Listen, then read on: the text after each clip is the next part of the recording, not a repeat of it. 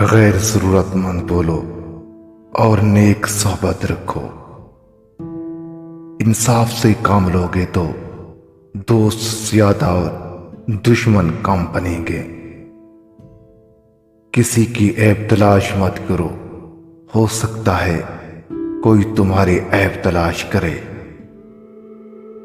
جس شخص کو عبرت حاصل کرنے کا شوق ہو اس کے لیے ہر ایک نئی چیز موجب عبرت ہے۔ رحم دل انسان جب مصیبت زدگان کی مصیبت کو دور نہیں کر سکتا تو اس کا حال مصیبت زدوں سے بدتر ہو جاتا ہے۔ جھوٹ تمام گناہوں کی ماں اور سچ تمام برائیوں کا باپ ہے۔ فرمایا کہ میری فضیلت کا حاصل یہی ہے کہ میں نے اپنے جہل سے اطلاع پائی۔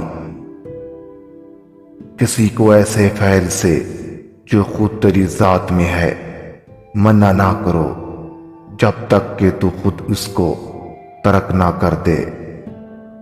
انسان کی تمام خوشیوں میں وہ خوشیاں سب سے بدتر اور نفرت کے قابل ہیں جو اور کی پسند پر موقوف ہوں۔ بے وقوف کسی کی نصیحت نہیں سنتا۔ دوستوں کے ساتھ اتنا اخلاص رکھو کہ معمولی تقشر پر سوال پذیر نہ ہو۔ اگر آفات زمانہ سے محفوظ رہنا چاہتے ہو تو عورت کے کہنے پر بھی عمل نہ کرو۔ تحمل کرنا بہترین نیکی ہے۔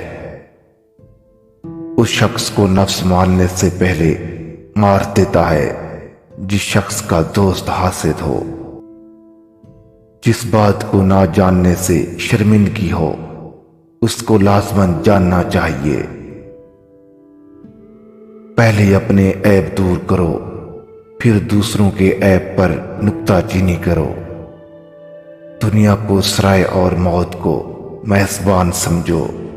جو ملے کھا لو، جو لے لو اسے طلب نہ کرو۔